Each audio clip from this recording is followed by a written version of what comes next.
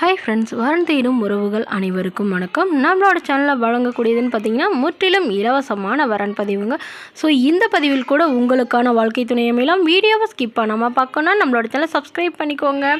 பெயர் கலைவாணி, வயது 38 வயது ஆகுதுங்க. ராசி கும்ப ராசிங்க. ஜாதின்னு பார்த்திங்கன்னா இவங்க இந்து மதத்தில் நாடார் சமுதாயத்தை சார்ந்தவங்க. படிப்பு 6ஆம் வகுப்பு முடிச்சிருக்காங்க. இவங்களுக்கு ஒரு 5 ஏக்கர் நிலம் இருக்குங்க. ஸோ 2 ஏக்கரில் வந்து தென்னந்தோப்பு வச்சுருக்கிறதாவும் 2 ஏக்கரில் வந்து இவங்க பூந்தோட்டம் வச்சுருக்கிறதாவும் சொல்லியிருக்காங்க.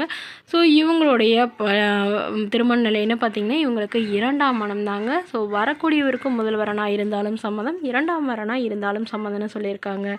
இவங்களுடைய முகவரின்னு பார்த்திங்கன்னா இவங்க சேலத்தில் வச்சிட்ருக்காங்க. ஸோ இவங்களுக்கு வந்து ஏற்கனவே திருமணம் ஆயிடுச்சுங்க. திருமணமாகி இவங்களுடைய கணவர் இவங்களை விட்டுட்டு வேறொரு பெண்ணை திருமணம் பண்ணிக்கிட்டதாகவும், ஸோ அதனால் இவங்க விவாகரத்து பண்ணிட்டதாகவும் சொல்லியிருக்காங்க. அதனால் மறுமணம் பண்ணிக்காதே இவ்வளோ வருடமாக வெயிட் பண்ணாங்க. ஸோ இப்போ இவங்களுடைய பாதுகாப்பு கருதி இப்போ மறுமணம் பண்ணிக்கிறதா சொல்லியிருக்காங்க. ஸோ ஜாதி எந்த ஜாதியாக இருந்தாலும் ஓகேங்க. நல்ல குணமாக இருக்கணும், சாதாரண குடும்பமாக இருந்தாலும் போதும். விவசாயம் பார்க்குறவராக வரவங்களுக்கு வந்து முன்னுரிமை அளிக்கப்படுன்னு சொல்லியிருக்காங்க.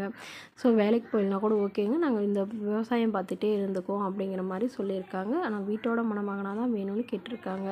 இவங்களுடைய அம்மா வந்து ரொம்ப உடல்நிலை வந்து சரியில்லாமல் இருக்கிறதாகவும், இவங்களுக்கு அப்பா இல்லைன்னு சொல்லியிருக்காங்க. இவங்களுக்கு உடன் பிறந்தவங்கன்னு பார்த்திங்கன்னா ஒரு அக்காங்க. அவங்களுக்கு வந்து திருமணம் ஆயிடுச்சுன்னு சொல்லியிருக்காங்க. ஸோ இந்த மணமகளை உங்களுக்கு பிடிச்சிருந்தா கீழே உள்ள வாட்ஸ்அப் நம்பரை தொடர்பு கொள்ளவும். அடுத்த வரன் பெயர் பார்த்திங்கன்னா ஸ்ரீமதி, வயது 40 வயது ஆகுதுங்க. ராசி துலாம் ராசிங்க. ஜாதின்னு பார்த்திங்கன்னா இந்துவில் நாடார் சமுதாயத்தை சார்ந்தவங்க. இவங்க இதில் உட்பிரிவு எதுவாக இருந்தாலும் சம்மதம், வேறு ஜாதியாக இருந்தால் கூட ஓகேன்னு சொல்லியிருக்காங்க.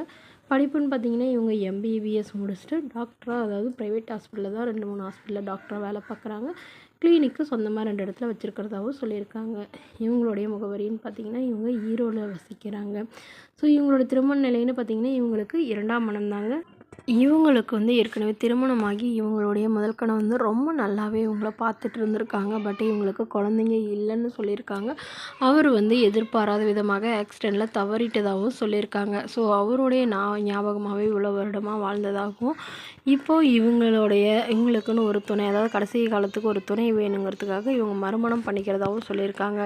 இவங்க நல்ல ஒரு வசதியானவங்க. வீடு, நிலம், அப்பார்ட்மெண்ட்டுன்னு நல்ல ஒரு ரிச் ஃபேமிலி தாங்க.